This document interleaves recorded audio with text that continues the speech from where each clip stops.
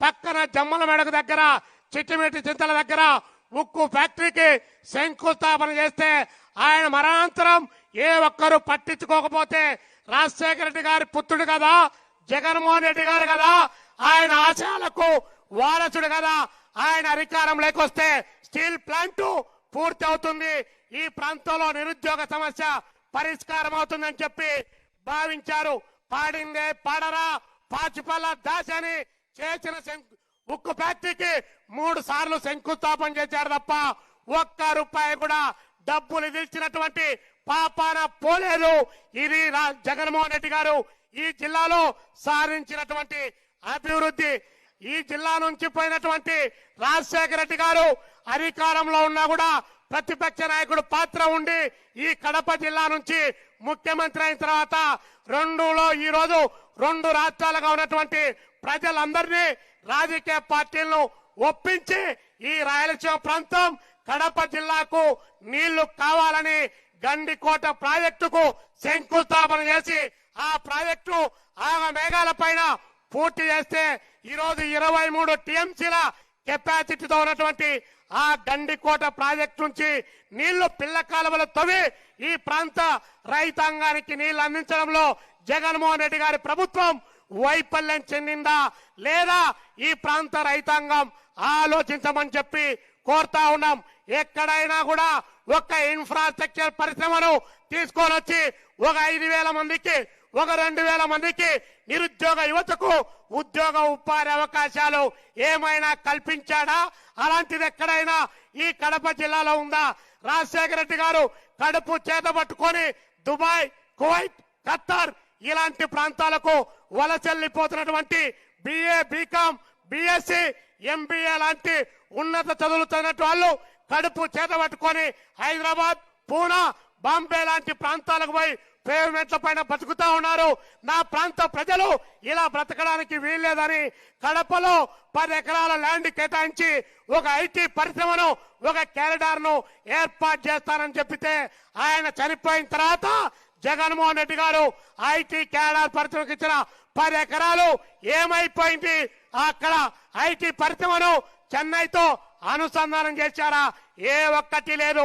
ఇదే జమ్మల మడుగు దగ్గర నుంచి, ఇదే ముద్దనూరు దగ్గర నుంచి రాజశేఖర రెడ్డి గారు కడప నుంచి బెంగళూరు రైల్వే లైన్ 276 కిలోమీటర్లు రైల్వే లైన్ 6 నియోజకవర్గాల పరిధిలో కలపడానికి ఆయన ప్రయత్నం చేసి అభివృద్ధిని కాంక్షిస్తే దాన్ని పార్లమెంటులో ఒప్పుకున్న తర్వాత ఇదే జగన్మోహన్ రెడ్డి గారి పార్లమెంటు సభ్యులు అక్కడికి పోయి ముద్దనూరు దగ్గర నుంచి బత్తలపల్లి మీదుగా రైల్వే బెంగళూరుకి తీసుకొని పోతా ఉన్నారు. ఒక్కటైనా వచ్చిందా? ఇలా చెప్పుకుంటూ పోతే జగన్మోహన్ రెడ్డి గారు ఏ ఒక్కటి చేయకపోగా ఈరోజు ఢిల్లీ ప్రభుత్వానికి గులాంగిరి చేస్తా ఉన్నాడు. ఎందుకు గులాంగిరి చేస్తున్నాడో మనందరికీ తెలుసు.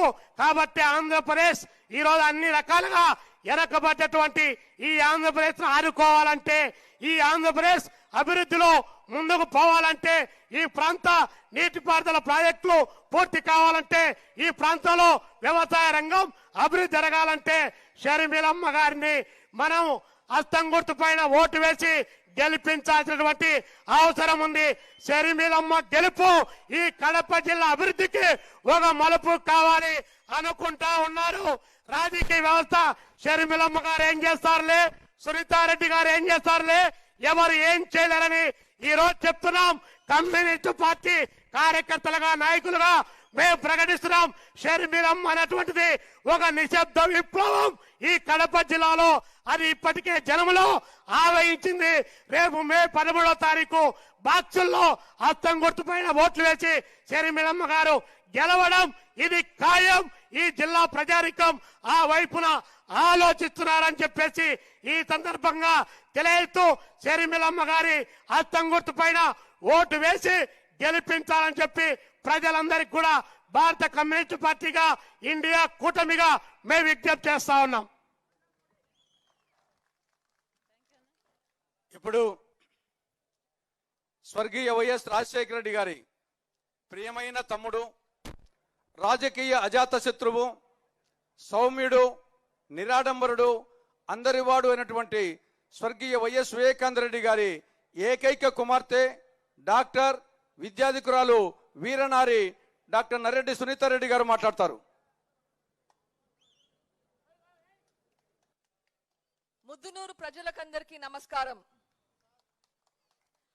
ముద్దునూరు అంటే వైఎస్ వివేకానంద రెడ్డికి చాలా అన్యోన్యమైన సంబంధం.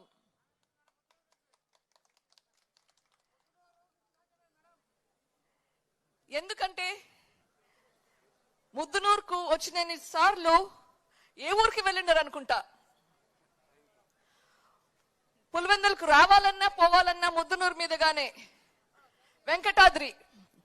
వెంకటాద్రి ఎక్స్ప్రెస్ ఒక నెలలో మేము లెక్క పెట్టాం ఎన్ని రోజులు వివేకానంద రెడ్డి గారు ఇంట్లో ఉన్నారు అని. 28 రోజులు వెంకటాద్రి ట్రైన్ లో ఉన్నారు.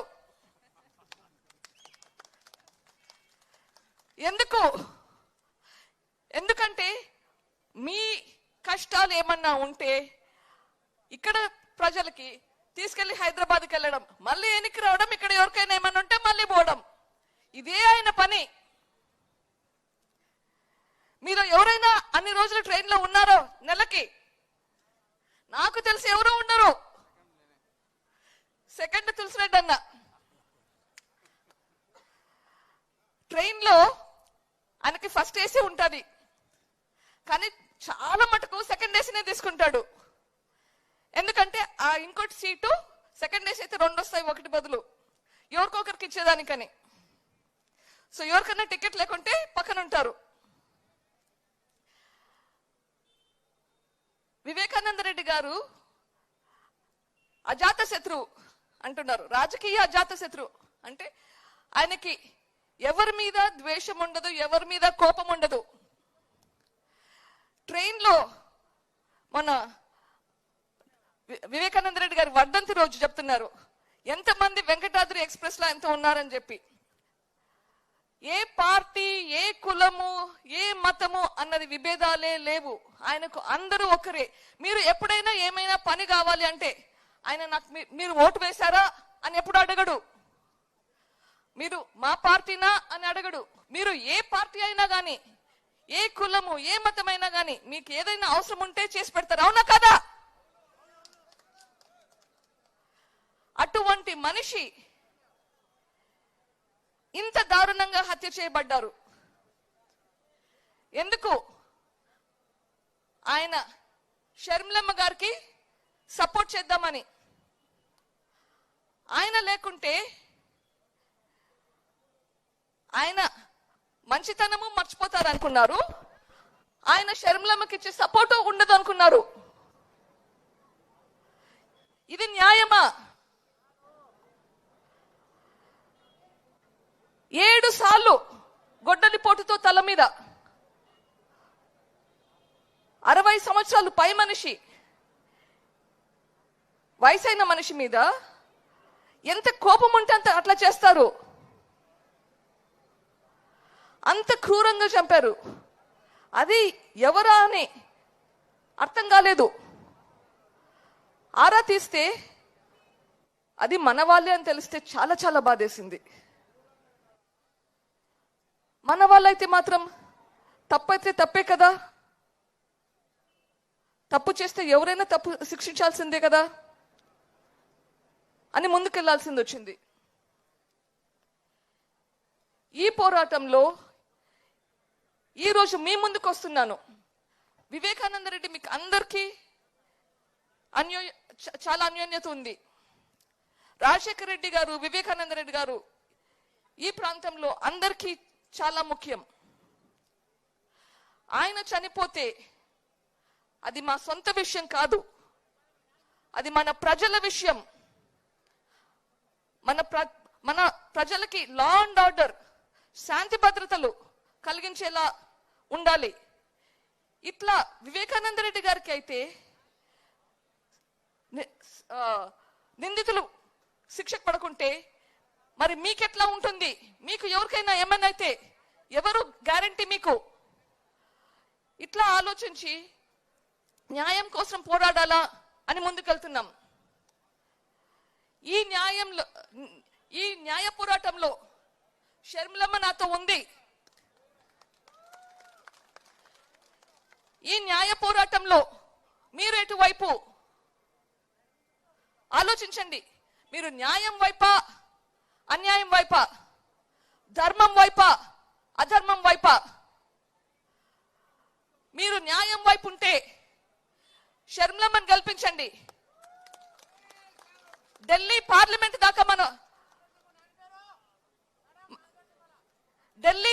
దాకా వైఎస్ వివేకానంద రెడ్డి హత్య గురించి తీసుకెళ్తాది, ప్రశ్నిస్తాది, మన కోసం పోరాడుతుంది.